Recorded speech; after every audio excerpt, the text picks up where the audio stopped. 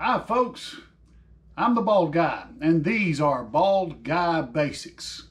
It's a rainy day outside today, so I'm in the shop and I'm kind of reviewing something I did last night. I saw a product online that I was interested in, but being a cheapskate, I certainly didn't want to buy it. And being the fact that it was a leather product and I have leather at my disposal, I thought I would make one.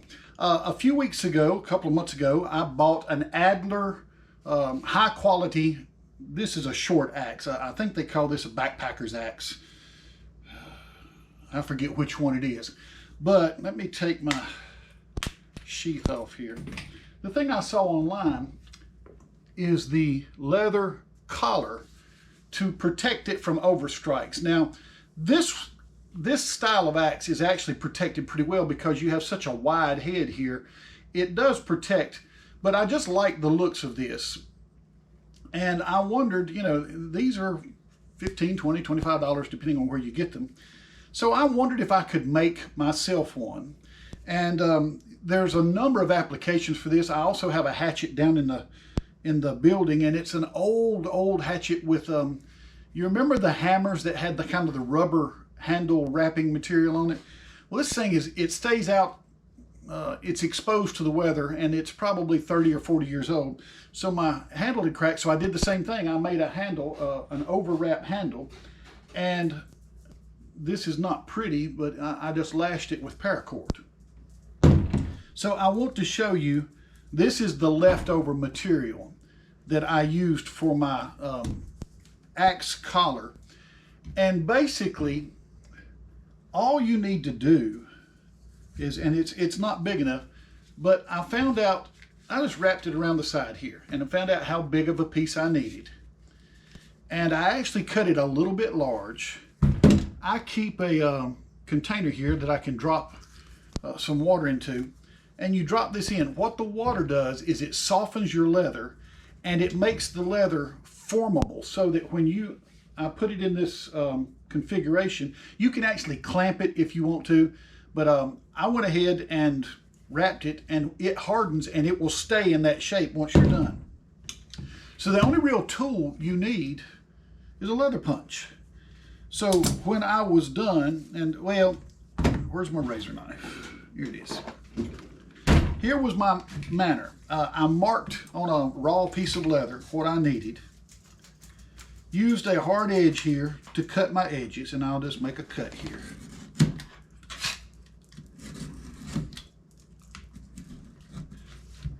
So I've cut my edge. I'll square it up just for the sake of what we're doing here on camera. And you can tell I'm doing this by eye, so it's not exactly square. Well, we'll see in a moment how close my eye is. And of course you need a wooden block or something to cut on. So I've got a piece here that I could wrap around something. And the other thing I would do is take my leather punch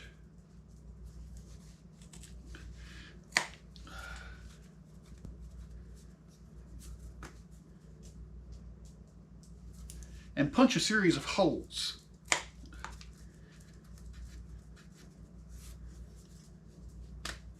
This punch has been in the drawer for some time, but it's one of those tools that if you ever want to do any kind of crafting, it's a great tool to have around. There are other ways of doing this. I also have a single punch, and it looks like this, except it's metal, and it has a hole on the end, and that one was designed for if you need an extra belt loop or something. And this takes a fair bit of grip. You can take the leather punch, which it's over there somewhere, take your hammer and hit it, and it's a little bit easier. But see, now I have my holes through which to run a lanyard, and if I had had some good leather strapping, I would have used that, like maybe a leather shoelace. I just didn't have any, but I have paracord here usually all the time. So I make my holes on one side, make my holes on the other, wet my thing. Now when you wet leather, it takes 3 or 4 minutes, not 2 or 3 hours. When you bring it out, I keep a roll of paper towels handy, dry all the excess water off of it. And if you want to, depending on the shape you're after, and I have other videos, if you look back into my archives, you can see leather shaping videos. But what I did is put it around it, and this one is the wrong size, but you see I left a gap here. I want that gap to be about that wide. Well, maybe 3/4 of an inch. You see the gap here. And you want to leave enough gap that when you're pulling your lanyard through, your cord, you're actually pulling it and putting some tension on it. If it's this close, if it's touching, and then you try to thread it through, you can't tighten it up. So leave yourself a space. And the thing, this is thick leather. Let me see exactly how thick. This is a full 1/8 of an inch. It might be just a hair over that. I've got to get this exactly in the light.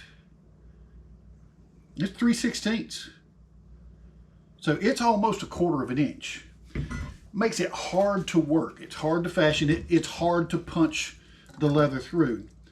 But you get a much more resilient material. Now, the back of this wood is sloped, so if you're wondering why didn't I make it this long, it's because I didn't want to get past this slope and try to shape that cut accordingly. But leather is a great tool to have because it is far tougher than a lot of people give it credit for.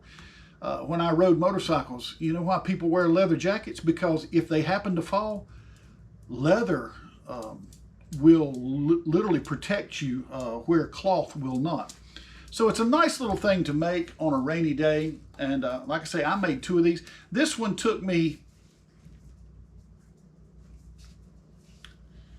I'm talking about shaping it, shaping it, cutting the holes and threading it through. The whole process was maybe, and wetting it too. The whole process might have been 30 minutes or so. So it's a really neat thing to have to add some character. Sometimes I make like a handmade wooden axe and handle for my grandson, something he can play with. And I may go get it, it's down in the building, and make him a leather wrap here just to make him feel a little more unique, I guess. So that's all I have for today. I have been working on some other videos and you'll see those. I just need to get into production. Part of what I've been doing is reviewing some of the Chinese chainsaws. And in one case, I'm waiting for a part to come in. The saw seems to be good, but it had one problem and they're sending me a part. They had to order the part from China, so that's put the whole thing on delay. But I'll give you a review on those and my recommendations in a later video. On a rainy day, I am the bald guy in my old dirty shirt. This is my shop shirt, I call it. It's got paint and stuff all over it. But I hope that you're having a good day and hope you'll subscribe and leave us a like, and I'll see you on the next video.